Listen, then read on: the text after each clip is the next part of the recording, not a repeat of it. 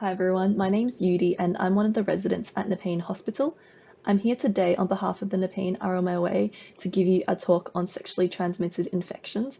Before we start, I'd like to give thanks to Dr. Sheena Kakar, Dr. Bradley Forsman and Dr. Eva Jackson, as well as the staff from the Sexual Health and Public Health units for their help in teaching, as well as their slides, which I've adapted. So the topic set out today is STIs. However, I'd actually like to take a step back and talk about sexual health as a whole to give more context about what sexual health is, who our patients are, why it's important, and how it fits into this idea of holistic medicine. So this is the outline of today's presentation. I was also an Nepean student myself, so I hope that this can complement that teaching and also reinforce the key messages. We'll be talking about how to approach the sexual health consults, what information you need to guide your investigations and management plan, some common STIs, and then go through a couple of practice cases. The learning objective is to hopefully give you some tools to use for the consult so that you may feel comfortable and confident in doing a sexual health history, as well as show you what resources I use as a resident. So let's get started. So, as I've already alluded to, sexual health shouldn't just be defined by pathological or by medical definition. The World Health Organization defines sexual health as a state of physical, mental, and social well-being in relation to sexuality. It requires a positive and a respectful approach to sexuality and sexual relationships, as well as the possibility of having pleasurable and safe sexual experiences, free of coercion, discrimination, and violence.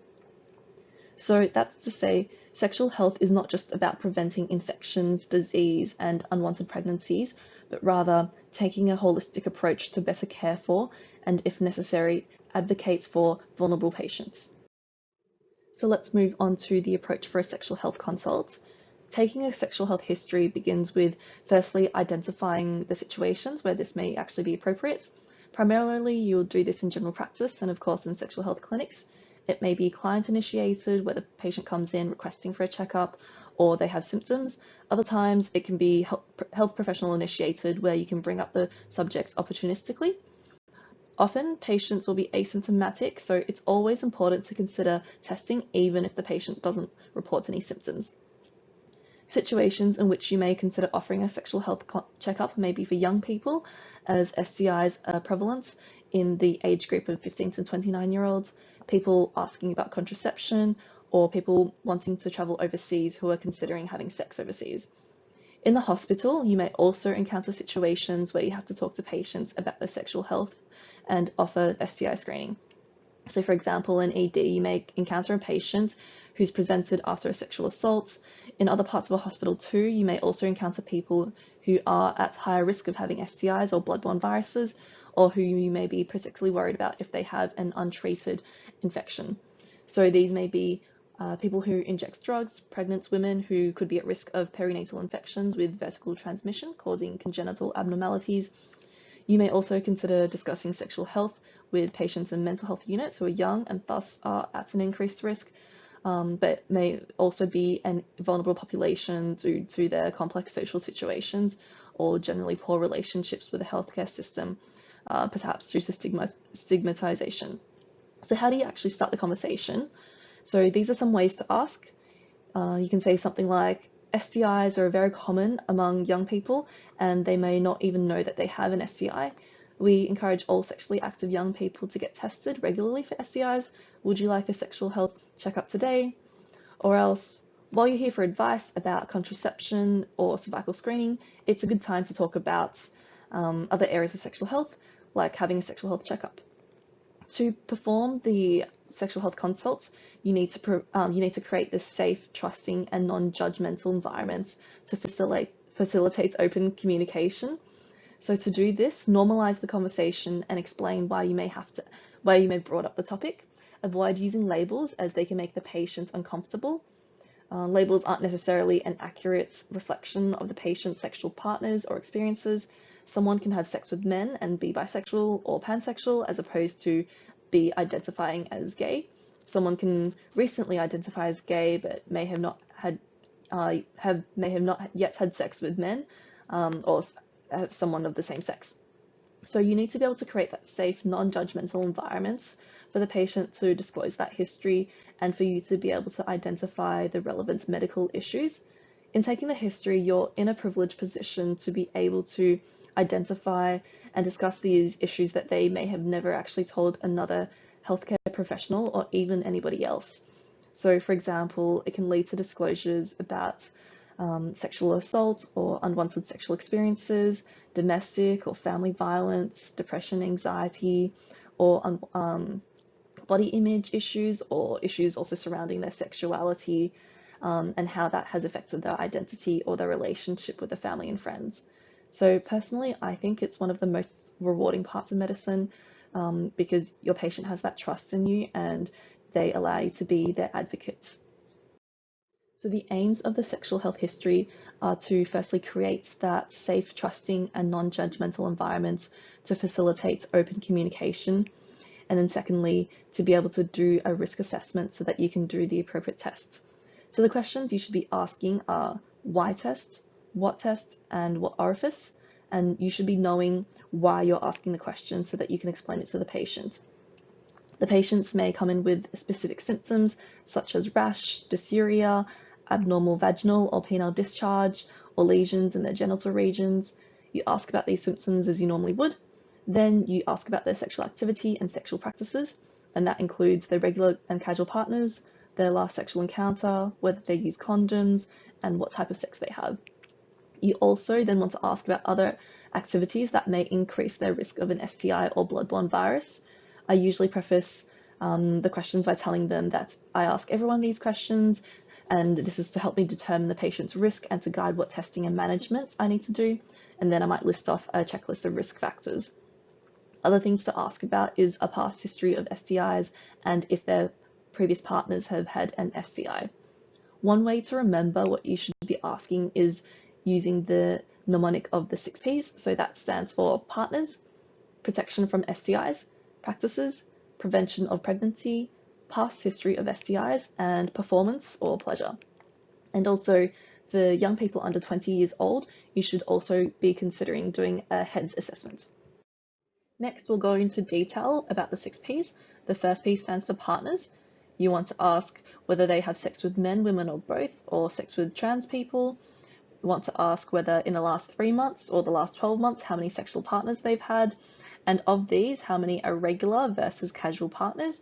If they have sexual partners, you want to ask where they meet them, such as online, through apps such as Tinder or Grindr, or through friends, because you'll want to revisit that later for contact tracing purposes if they do have a positive STI result. If they're in a relationship, whether it's monogamous or whether they think that their partner is also having sex with other people.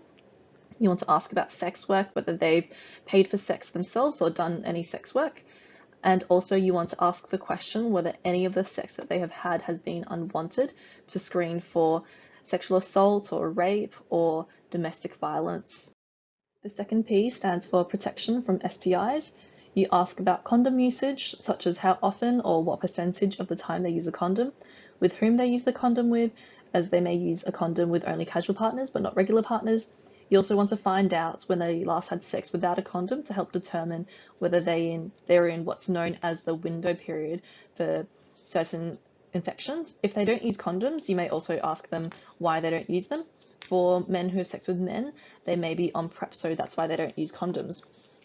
Remember to also ask about vaccinations, such as for Hep B for everyone, and Hep A and B for people at increased risk. As protection is the first step in reducing the number of STIs, encourage your patients to consider ways to keep themselves and their partners safe from STIs. Knowing what type of sexual practices the patient has helps to determine their risk for STIs, and also you should make your patients aware that that is why you're asking the questions. Ask about oral, vaginal, or anal intercourse. You may have to be very specific if the patient doesn't know these terms. If the patient has anal intercourse, ask whether it's insertive, or otherwise known as being on top or topping, receptive, being the bottom, or both, otherwise known as versatile. Activities which may increase their risk of STIs include sharing sex toys with others, having group sex, using drugs during sex, or having blood exposure during sex. In terms of contraception, the Sexual Health Clinic doesn't routinely prescribe contraception, but it's important to consider the risks of pregnancy for both male and females and use it as a motivation to use condoms. Ask about past history of STIs for the patients and their partners. For syphilis, the test remains positive for life, so it helps to know whether they've previously had syphilis to determine whether it's a past infection or a new infection. You may also be concerned if the patient has recurrent STIs, as that might be a flag to discuss safer sex. The last P stands for performance and pleasure. It isn't something that we normally tackle in a sexual health clinic, but if the patient's having trouble maintaining an erection or achieving orgasm, it might be something that you can refer to a specialist for. So that's the end of sexual health history taking, and you'll also want to know the other relevant medical history as well. We don't have time to go into the examination as it will be quite specific to the presenting complaint, so we'll move into investigations. The routine screen is what we do for patients who are asymptomatic but come in requesting a sexual health checkup. For people in high-risk categories such as men who have sex with men, people who inject drugs, sex workers, people who are Aboriginal or Torres Strait Islander, we might add on other tests. Other testing or conditions that we see in a sexual health clinic might be cervical screening, though normally this is done by the GP, Hep A and Hep C testing for people who inject drugs, and for people of Aboriginal and Torres Strait Islander background. We also see candidiasis, which is more commonly known as thrush, bacterial vaginosis, which isn't considered an STI but can be commonly associated with sexual activity. And that can also happen if there's a change in the vaginal microbiota and also with increased pH and amines, and that produces a strong fishy smell. Common causes of that might be overwashing of the area, so you get rid of the normal bacterial flora. And another condition which may give you a malodorous discharge is trichomoniasis, and that's due to protozoan infection. It's important to remember that when we do testing, we should also check what our patients understand about STIs. There may be an assumption that a checkup covers all known STIs, or that a pap smear is the equivalent of an STI check. With investigations, we're trying to do the right tests for the right patients based on their risk factors. I'll just talk now about a few of the most common STIs that we see which form part of the asymptomatic screen. Chlamydia is the most common STI in Australia, with people under 30 being at the greatest risk. It's caused by Chlamydia trachomatis, and most people with chlamydia are asymptomatic. When people do get symptoms, these are dysuria, urethral discharge in men or vaginal discharge in women, testicular pain or pelvic pain, intermenstrual bleeding or postcoital bleeding. Both men and women can have anal rectal symptoms. Complications of chlamydia include epididymoorchitis, PID with resultant infertility in women, ectopic pregnancy, and reactive arthritis. Because chlamydia is so common and often asymptomatic, it's very much encouraged to test for chlamydia. The current guidelines recommend testing in young people 15 to 29 years of age annually if they're sexually active. Other circumstances that might be a good reason to test for chlamydia beyond if they have symptoms or they're coming in requesting for a sexual health checkup could be if the patient has had a change in partners, if they've had a recent STI in the last 12 months, if they've had a partner with an STI, and for women, they're also at higher risk of an STI if they've had an abortion or if they have a foreign body such as an IUD inserted. The way to test for chlamydia can be either from a swab or first pass urine. The methods and sites are dependent on the person's risk factors. The swab's more sensitive, but also more invasive, especially if it's a male and you are taking a urethral swab. That can be quite uncomfortable. If the patient has symptoms, you do an exam and then take a swab of the orifice. If they're asymptomatic, then a first pass urine is acceptable if they would prefer that over a swab. For women who are asymptomatic, we might offer for them to do their own vaginal swab, as most women coming to the sexual health clinic are comfortable to do that. The other thing we look at in testing is what sites to collect the swab or the urine from. So that's the purpose for asking the patients what type of sex they have. If the female's having only vaginal sex, she only requires a vaginal swab or first pass urine. If she's having unprotected anal sex, she should also be having a rectal swab done. The New South Wales Standard Operating Procedures Manual also suggests adding on a pharyngeal swab for female sex workers. For men who have sex with men, the Australian STI guidelines say having testing at all 3 sites. So that's the urethral, the anorectal, and the pharyngeal sites, irrespective of sexual behaviour, as the anorectal and oral pharyngeal transmission can occur even without anal, vaginal, or oral sex. In terms of management, there are a few things that need to be done. So prior to the testing, the patient should be informed that there's a window period for testing for STIs. For chlamydia and gonorrhea, that's 2 weeks, and for HIV and syphilis, it's about 6 weeks. They need to be informed that if they have had sex during this window period, that the tests won't be able to accurately pick it up. So it could mean that you need to consider retesting at a later date after the window period has passed. So once you find out that there's a positive result for chlamydia, you look at the antibiotic regime recommendation from the Australian STI guidelines. It recommends for uncomplicated genital or pharyngeal infections either doxycycline 100 milligrams orally for 7 days, or else 1 stat dose of azithromycin. For anorectal chlamydia, that's more complicated. To be honest, I look at the Australian STI guidelines before I prescribe, and I would recommend that you do the same, particularly as there might be updates.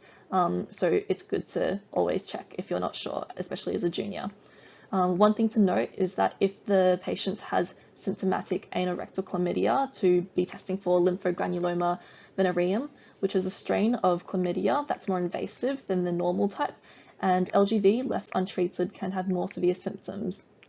With the treatment, you need to counsel the patients that they cannot have sex for 7 days after the treatment's been given, because it takes that length of time to work. If they have sex during the 7 days after they've had the antibiotic, they could still be passing the STI onto their partners, and then if they're having sex again after that, be reinfecting themselves. They should also be reminded that they need to tell partners to from the last 6 months to be tested, and that they shouldn't be having sex with these partners until they have been tested and treated. So more into detail about the contact tracing, the simplest way is for the patients to be contacting and informing the partners themselves.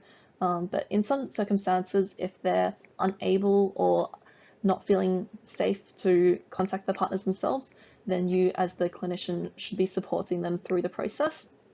There's different methods. It's important to keep the patient's information private unless you've been explicitly given permission to give out that information. Check and see whether the patient has already contacted the partners or whether they haven't done so and would like help with that. You can direct them to the website letthemknow.org.au, which lets you notify partners anonymously and also go through the notification with them if they feel more comfortable that way. Sexually transmitted infections such as chlamydia, gonorrhea, HIV, syphilis, hepatitis B are all notifiable diseases, and the lab usually sends out an automatic notification to the public health unit, and the clinician who ordered the test receives a notification form to fill out for the purposes of surveillance. Gonorrhea is most commonly diagnosed in men who have sex with men, among young Aboriginal and Torres Strait Islander people living in remote and very remote areas and travellers returning from high prevalence areas overseas. It's caused by Neisseria gonorrhea. Up to 80% of women and 10 to 15% of men with gonorrhea are asymptomatic. The symptoms include urethral discharge and dysuria in males, vaginal discharge and dyspareunia with cervicitis in females. Both men and women can have anorectal symptoms, and complications of gonorrhea, if left untreated, include epididymoorchitis for males, PID in females, disseminated disease with a macular rash that may include necrotic pustules or septic arthritis. There's emerging reduced susceptibility to the first-line treatments in urban Australia, and thus that's been monitored. We don't have to delay giving treatments, but we want to collect a culture before we give antibiotics for gonorrhea to get a valid culture sample and determine antimicrobial sensitivity for the purposes of surveillance for antimicrobial resistance. We can test for gonorrhea with either a swab or with a first pass urine, just like with chlamydia. In fact, many labs now run dual testing so that if we're ordering tests for chlamydia, they will also run a gonorrheal test too. Management for uncomplicated gonorrhea in the urethral or anorectal region is treatments with ceftriaxone dissolved in 1% lignocaine to lessen the pain of the intramuscular injection, plus an oral tablet of 1 gram of azithromycin. For pharyngeal gonorrheal infections, the ceftriaxone dose is the same, and you also give azithromycin, but the guidelines recommend giving 2 grams instead of the 1 gram due to emerging resistance of bacteria against the first-line treatment and reduced drug penetration to the pharyngeal mucosa, being the most likely sites of treatment failure. In addition to the antibiotics, we again need to counsel regarding no sex for 7 days after treatment, and that there's the window period of 2 weeks. Again, we also discuss contact tracing with the patient, no sex with previous partners from the last 2 months for gonorrhea until partners have been tested and treated. We want to make sure that gonorrhea has been adequately treated, so generally we do a test of cure at 2 weeks after receiving treatment, and if there's resistance to treatment, we need to refer to a sexual health specialist. Syphilis caused by Treponema pallidum. In primary syphilis, patients may present with a chancre, which is a genital ulcer that tends to be non-tender and usually has a well-defined margin with an indurated base. It may be unnoticed, especially if it's on anal skin or in the cervix or in the mouth. And in about 30% of cases, there might be multiple chancres. Inguinal lymph nodes are also usually enlarged, rubbery, and non-tender, and if untreated, the chancre normally spontaneously heals within a few weeks. In secondary syphilis, the patient may present with constitutional symptoms such as fever, malaise, headache, and lymphadenopathy. The skin's involved in over 90% of cases, with a rash usually generalized involving the trunk, but it might just affect the palms and the soles. There might be alopecia and condylomata lata, which are warty growths in the anal genital area. There also might be neurological signs. If untreated, the symptoms slowly resolve over a period of weeks, but might recur. Next, we have the early latent, which is less than 2 years, phase of syphilis. The early latent implies recent infection and is therefore treated as being infectious syphilis. So this means that positive syphilis serology with no clinical symptoms or signs. Some people never develop symptoms and will only be diagnosed by serological tests. If untreated, the people become asymptomatic over a period of 12 to 24 months after the initial infection. Then we have the late latent phase of syphilis, which is more than 2 years. And after the 24 months, people are considered no longer infectious to sexual partners, but women may still pass the infection onto the unborn fetus. And lastly, we have tertiary syphilis, where late symptoms and complications may develop months or years later in about 1/3 of cases if it's left untreated. And complications include skin lesions called gummas, cardiovascular or neurological disease. In terms of diagnosis, it's normally by a combination of serology, history, and clinical assessment. You can take a swab of the chancre if the patient has any, as they can identify T. pallidum from the swab, and that even might be positive before there is seroconversion. In terms of the serological testing, 2 of the tests, T-PPA and EIA, are generally positive for life, so we have to look at the rapid plasma reagent, RPR, test to see if there's any current syphilis, so that's also called a titer. That's why it's important to know whether the patient has previously had syphilis and being treated for it. If the serology is negative, you repeat testing after 2 weeks if there's still a clinical suspicion of syphilis. With regards to management, it's always a good idea to get advice from a sexual health specialist if you're not confident. Treatment is with benzathine penicillin, 1.8 grams intramuscular injection as the preferred method. For infectious syphilis, that is primary or secondary or early latent stages, you just give 1 dose of this stat. For non-infectious syphilis, which is the late latent stage, you have to give the benpen injection weekly for 3 weeks. A second line recommendation is for procaine penicillin injection, but this requires even more doses.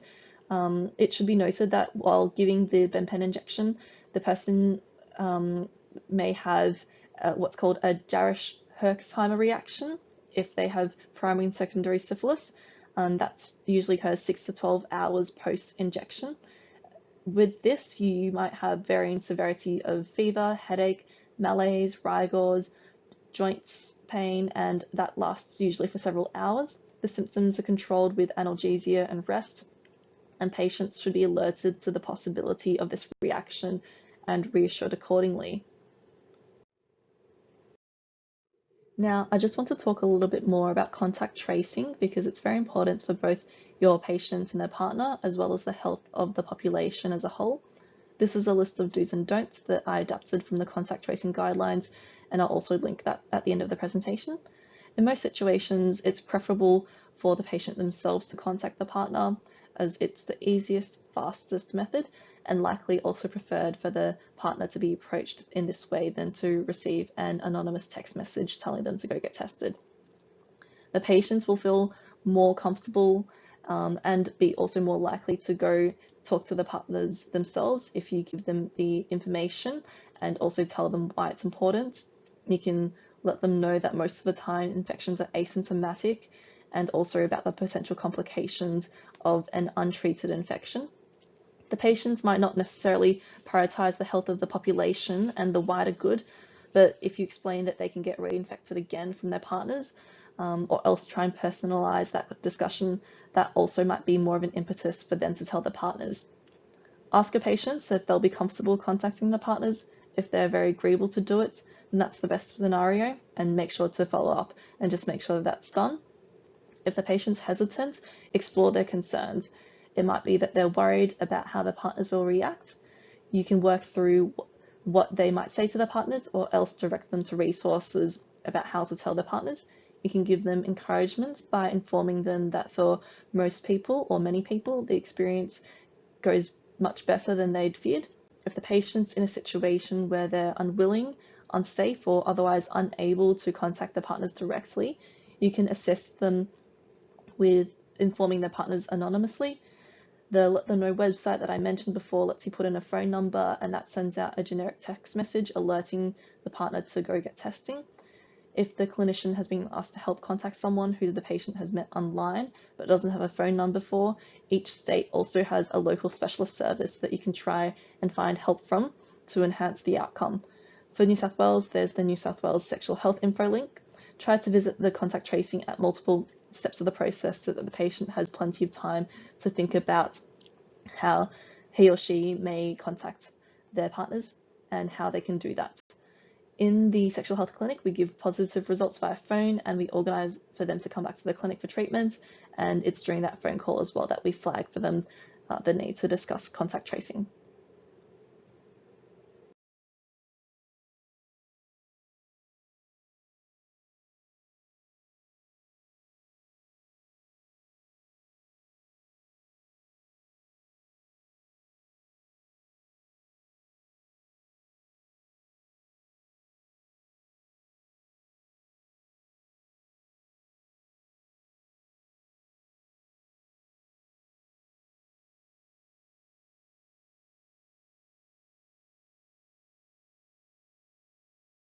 Okay, now we'll go through a couple of cases for practice. The first case is Jess.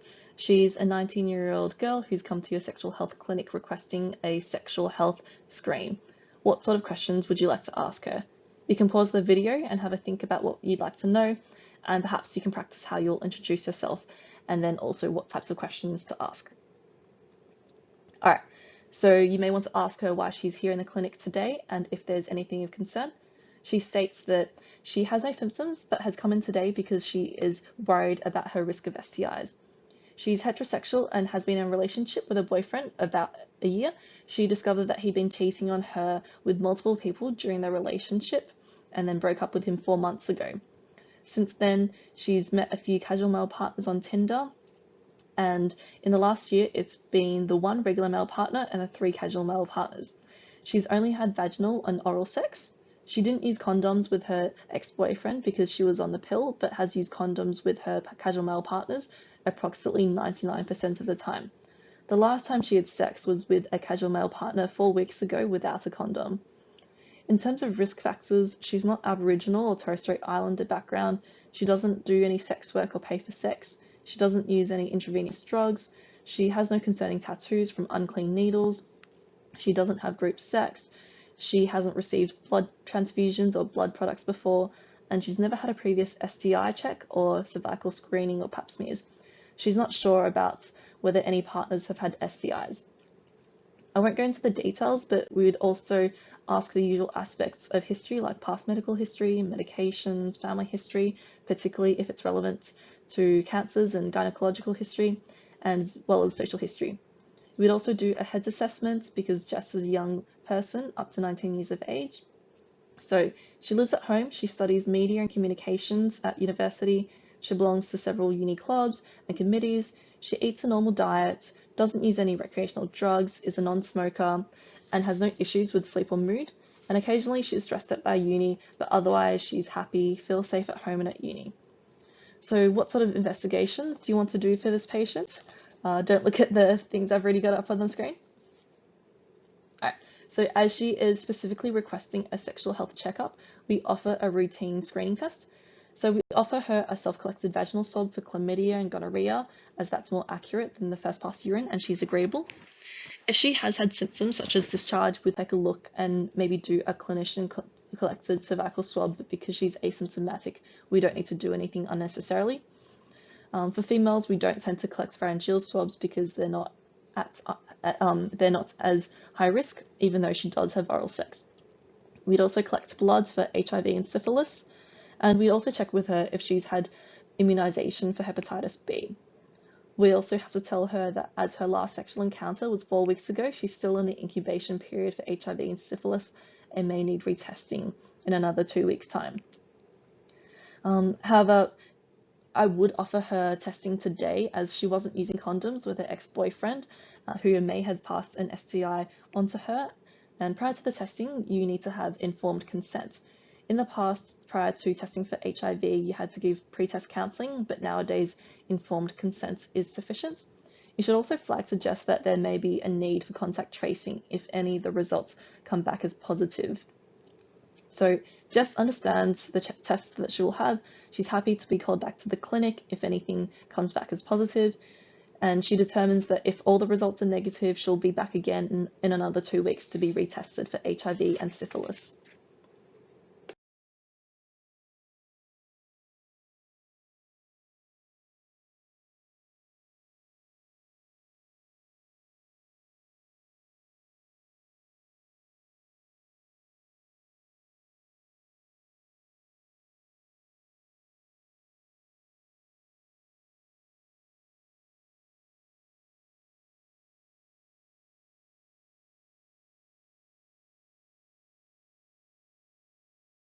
So let's have a look now at case 2, Tom. He's a 35-year-old male who has sex with other men, and he's here for an asymptomatic checkup because he was told by a casual male partner that that partner had tested positive to gonorrhea. So pause the video now and think about how you'd like to approach the consults and what questions you'd ask. So Tom has had 2 regular male partners and 5 casual male partners in the last 3 months, and in the last year he's had 4 regular and 10 casual male partners. He has oral and versatile anal sex. He doesn't use condoms with his regular partners and uses them 75% of the time with his casual partners. His last sexual encounter was 1 week ago with a regular partner where he had oral and versatile anal sex with no condoms used. Prior to that, this last sexual encounter with a partner who had tested positive to gonorrhea was 2 months ago, where he thinks he had oral and receptive anal sex with no condoms used at that time either. He's had the Hep A and Hep B vaccine. He's never had an STI before and has had regular 3 monthly checkups. He's never been with a sex worker or done any sex work himself.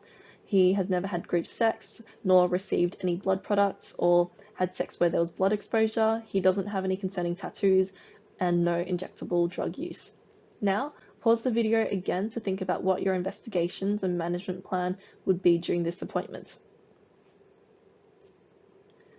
So we'd collect a serology for HIV and syphilis, do a pharyngeal swab, and get him to self-collect the first pass urine and rectal swab. We'd also discuss with him the window period for testing. Other things we'd also think about is discussing his HIV risk reduction strategies, including if he's previously considered pre or post-exposure prophylaxis. You should explain as well that if the result's positive, they'll need to come back for treatment, and in that situation as well, think about what partners they may have had to contact. So for case 3, we have Amber. She's a 41-year-old female who's presenting with abnormal vaginal discharge and bleeding, dysuria, abdominal pain, and malaise.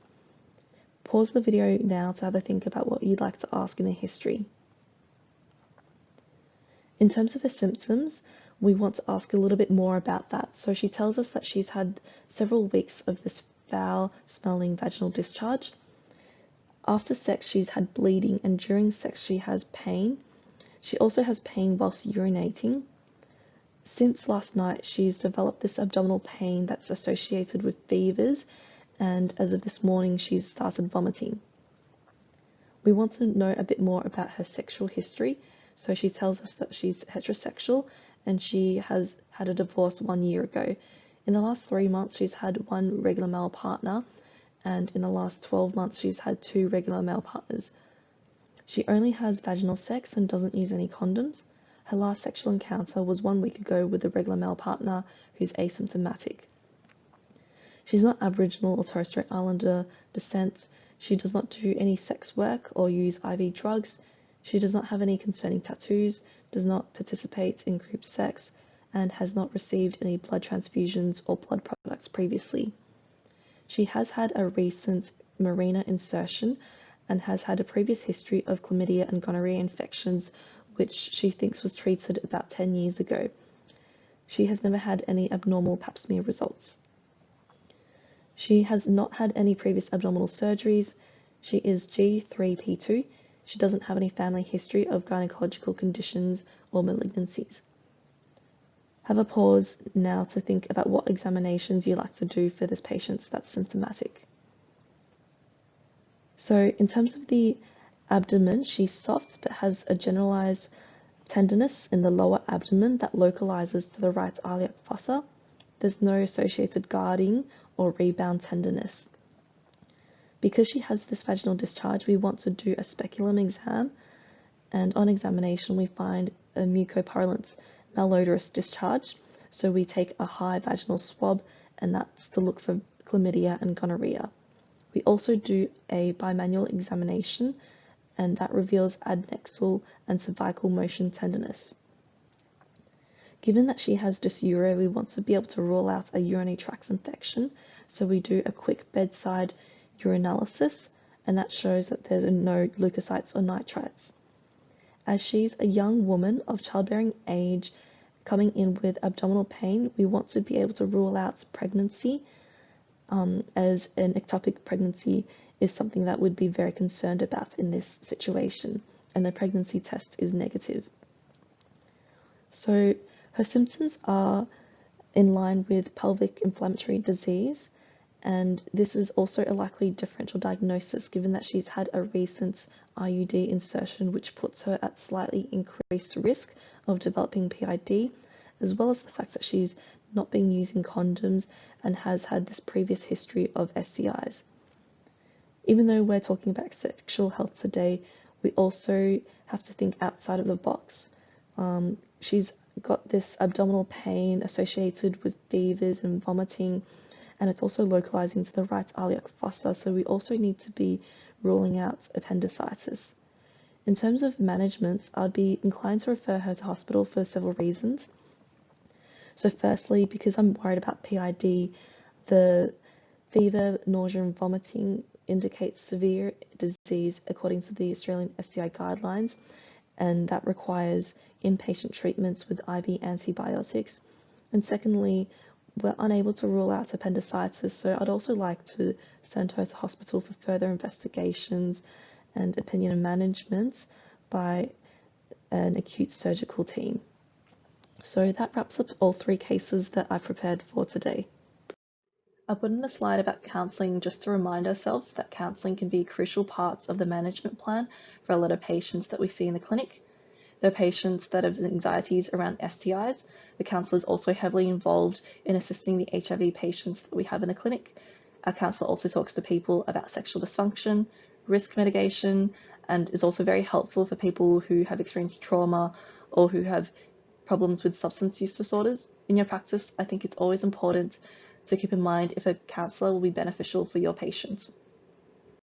So, to summarise some key points that I've covered today, firstly, to see sexual health as not just being STIs and disease, but in a holistic way, so that's involving physical and mental well-being around sexuality, having respect for relationships, and pleasurable and safe sexual experiences.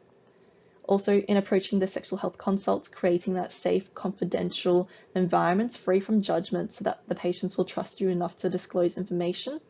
That means not using any labels, asking open-ended questions, not assuming somebody's sexual orientation or gender, When you're asking the question, know why you're asking it so that you can explain it to the patient.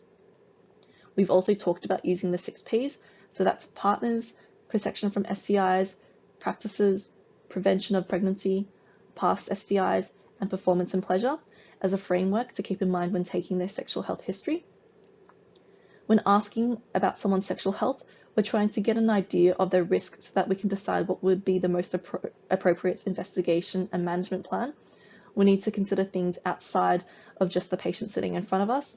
We need to think about how contact tracing will be carried out and to encourage the patients, to encourage the partners to be screened and treated, and so that we can prevent the spread of disease.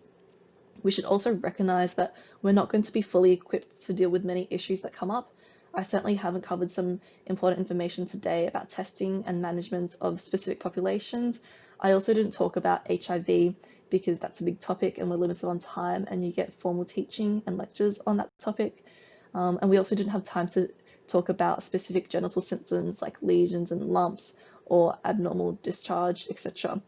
So I would encourage you to look at the resources for all the guidelines that I put onto the next page, but also to seek help early and to speak to a sexual health specialist. So here are some resources and further reading for you, which I think will be really useful for you in your future practice.